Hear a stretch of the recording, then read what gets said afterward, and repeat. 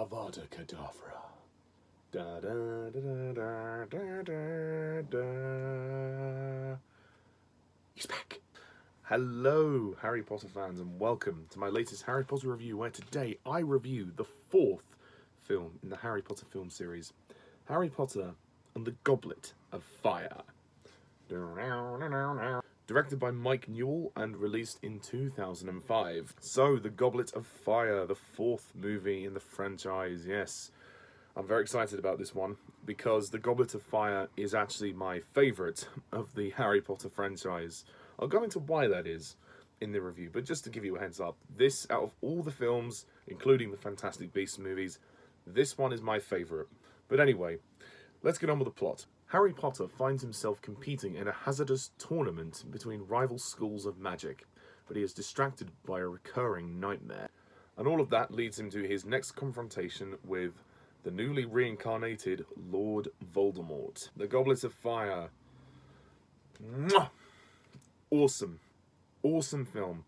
Absolutely love Harry Potter and the Goblet of Fire. This movie is fantastic. It is fan-bloody-tastic. I've loved pretty much all three movies, prior to this. I think all of the films up to this point have been very good, very strong. But for me, Goblet of Fire is just the icing on that lovely cake. I just think the Goblet of Fire is the best of the series because it's a turning point. It's the most transitional film in the series. It's the midpoint of the series where the characters start to come of age a bit more and start to be interested in the opposite sex. As well, it's actually quite epic because, we have the Triwizard Tournament and the 3 tasks, so it's very action-packed. But fundamentally, I also love it because it's the first time we really see, in physical form, Lord Voldemort. Yes, Voldemort comes back in this film in physical form, and wow, that is pretty fantastic. Mike Newell's direction is spot on. He knows how to keep the movie kind of light as well. The movie's not completely dark and depressing, although it is the darkest movie thus far. I think it is actually funnier than The Prisoner of Azkaban. There are quite a few more jokes in this than there are in the previous one. Like I said before, the sexes are getting attracted to each other and they are having to prepare for the Yule Ball. So Harry and his friends are trying to ask girls to date, and that kind of is interesting how that pans out. But it also blends quite well with the darker stuff, and I think Mike Newell does a really good job at tightening the pace as well and keeping the story focused on Harry's story and driving it forward to that climax, which I think is really impressive. We've got some new characters in this film, of course. Wow, there's a huge cast. Obviously the usual people. Daniel Radcliffe, fantastic as Harry Potter in this one, probably his best performance so far. I swear to God, with each of these films, they get better and better and better, and it's nice to see him play this side of Harry where he's kind of at that awkward stage where he does fancy girls. He fancies Cho, and Cho is, it's just not really in the film that much, but she is the love interest, and we're setting her up for the next film, Order of the Phoenix. But it's nice to see Harry, while he is a brave and courageous hero and he does these amazing things, he kind of sucks when it comes to dating girls. He can't really ask them. He's too awkward, and I like the fact that the 3 central characters are all having romantic problems. Even Ron gets himself caught in a situation where he tries to ask Fleur out.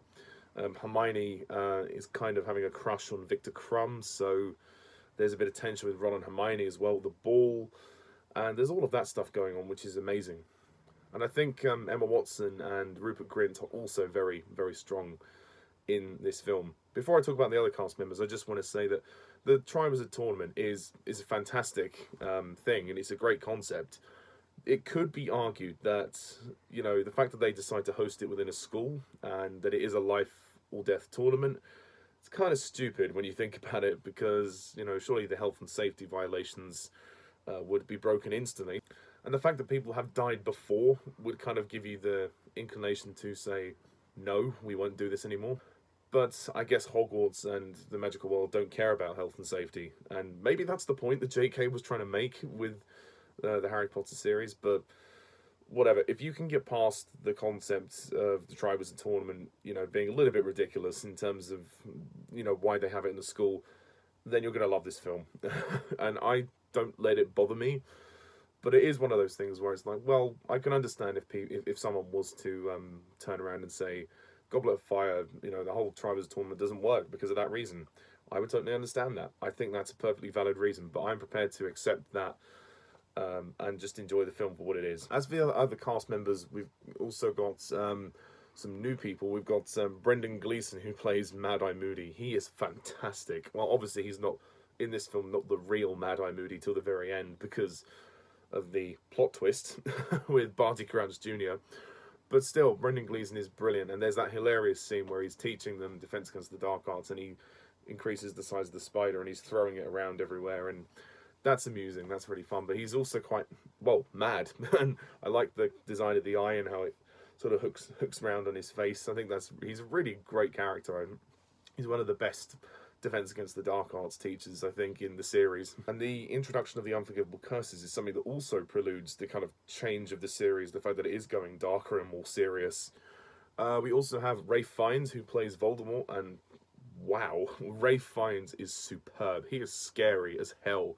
And the fact that he doesn't have a nose, he has these slits down his nostrils, which make him really scary. And when he comes back to life, he's kind of caressing his head, and he's bald, he's got no hair, and then he's got his long fingernails and those kind of bulging white eyes. I mean, oh god, he is freaky. And that scene where Wormtail has the wand, like, he kills Cedric, and then he, you know, reincarnates Voldemort. I mean, wow, that is pretty freaky. It's probably one of the best scenes of the series, actually. I think it's fantastically directed, and it's very bold, and the scene that probably got them filmed to be a 12 rating, I would say. But yeah, it's scary stuff, and I love the final action sequence where Harry and Voldemort have to duel each other, and their wands connect, and that's a really good moment as well. And followed by the emotional scene where his parents reappear, which is really nice. I also love the tasks, the Triwizard tasks. They're brilliant. The dragon sequence is an awesome chase. I love that so much. The Black Lake stuff is amazing. I mean, the CGI for that has held up really well since 2005. And the maze sequence is also very dark and scary and very creepy. I really like the fact that, you know, the maze can kind of change in different directions and kind of gobble people up. It's a really frightening concept, and I think the imagination behind the tournament is great. It's just the logistical reasons that don't make sense, but like I said, I can pass that off. Some other characters do get sort of sidelined, like, you know, Tom Felton as Draco Malfoy, Jason Isaacs as Lucius, Bonnie Wright as Ginny, Robert Pattinson, actually, who's in the new Batman film. He plays Cedric Diggory. This is one of his earlier acting roles, and he's good. He doesn't have many scenes in the film, but he plays Cedric very well, very significant character.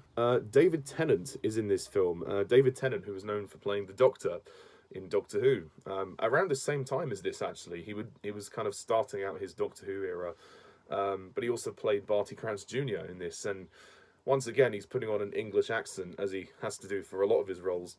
And I like the fact that he does this thing with his tongue. He goes, "I'll be welcome back like a hero." And I think he's suitably slimy in the role. And Roger Lloyd Pack, actually, is another new cast member, plays his dad. Rest in peace, Roger Lloyd Pack. And I think they have an interesting, well, I'll say relationship, but there's an interesting dynamic going on there. And this film also introduces the pensieve as well, which establishes the memories. When Harry looks into the memories, he sees the trial of Igor Karkaroff. And I love the other schools. I think showing the other cultures and other sides of the wizarding world is fantastic, and it again progresses the world. It builds the world of the magical world so well, with the Beaubaton French all-girls school where Fleur is from, and Madame Maxime, who Hagrid takes a bit of a shine to. And then we have Igor Karkaroff, who is the headmaster of Durmstrang, where Victor Crumb, the best seeker in the world, attends.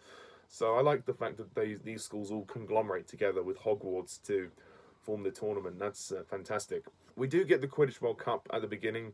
They do build up to it quite well, and then they just cut away. They don't actually show much of the match. I understand this was probably for pacing reasons, so I am prepared to forgive it, but it would have been nice to see a bit of Quidditch, I suppose. But we have seen Quidditch the last 3 films, so I suppose it's fine. It's not really a major thing, but it would have been nice to see it, considering they went to the Quidditch World Cup, and that stadium is massive. I think the scale of this one is so much bigger. It's so much more epic. There's so much more action, and the story is generally quite emotional when Cedric dies at the end, and it's very tragic when his father, Amos Diggory, breaks down, played by Jeff Rawle, He's fantastic. I mean, and everybody just standing there in shock and watching this man pour his heart out that his son is dead. It's so tragic, man, but it's so well done. And you can't help but get a little bit teary-eyed and think, wow, this is now getting darker and more complex, and it's starting to get a little bit more intense. The real world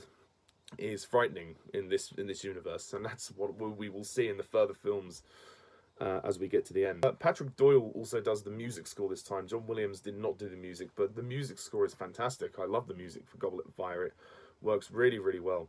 It may not be the best soundtrack of the series, but it is one of the best. I think it's a great score. Maybe not as good as the first three, but really, really lovely pieces of music there. This film is very long. It is 2 hours 37 minutes, so it's only a few minutes behind Chamber of Secrets in length, but I think the pacing was fantastic. It clearly kept the momentum. It didn't really drag too much. I mean, there are slow scenes in the film, but, you know, it's all for character development and story development, so I think it all works. You know, it can't all be exciting action stuff. Also, Michael Gambon is great in this film. Michael Gambon as Dumbledore, he's much better in this one. I think that he's really found his niche now. There may be times when Michael Gambon is slightly more emotional than Richard Harris. Richard Harris was definitely more grandfatherly, a bit more lovable. Gambon is still that, and he's still very wise, but I think he's more emotional as Dumbledore, and I think Dumbledore's definitely questioning a lot of things that are going on in this story, and they give him a bit more to do this time. And I think, people would have gotten over Richard Harris by this point, and Michael Gambon has now been accepted as Dumbledore. I like that very much. Alan Rickman as Snape gets kind of small things to do. Like, most of the characters are in sort of little bits here and there. Once again, production design is flawless. Hogwarts looks fantastic. All the sets look fantastic. Particular standout to the Black Lake sequence, which I still think looks visually stunning after all this time. And the cinematography looks great. It is an epic film, but it's also a fun movie. You can watch it for fun, as well as it being a bridge of a series. It furthers the story. Whereas The Prisoner of Azkaban was a lot more intimate, a lot more sort of emotional and personal towards Harry. There's a lot of drama, whereas this one is there's more spectacle, there's more action, but they do have the emotion and the sentiment where it's needed. And I think that they did a great job at kind of finessing the parts of the book that were needed, because a lot of the books going forward now to the end, all the books going forward to the end are very long. They did consider splitting the Goblet of Fire into 2 films, but Mike Newell put his foot down and said, no, you don't have enough for 2 films. You have enough, there's a lot of pages here in the book, but you don't really have enough of the essential story to cover 2 films, so it's not worth it. But I thought they did a great job at sort of finessing what was needed, and got rid of, and trimmed some of the fat and got rid of what they didn't need.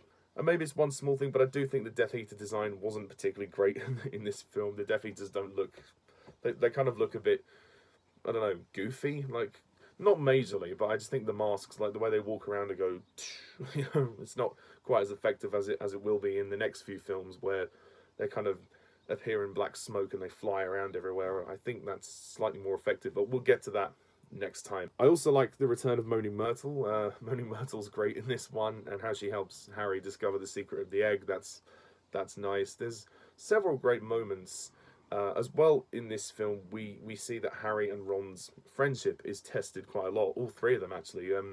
Harry, Ron, and Hermione's friendship are very tested. There's even a point when Ron says to Harry, "Piss off." Yeah, which is quite interesting. Miranda Richardson as Rita Skeeter, the journalist. I think she's very good, and she's very funny in her cameo role.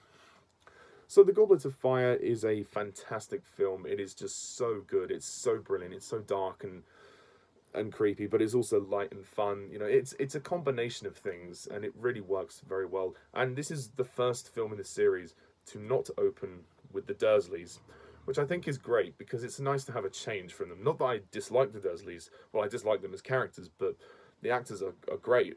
But I think, it would have become too repetitive of a formula. I think in the book, they are featured, but, it's fine. They didn't really need to be in the film. They weren't crucial. So, yeah, I love The Goblet of Fire. I have no flaws with it, so I'm going to give this film a 10 out of 10.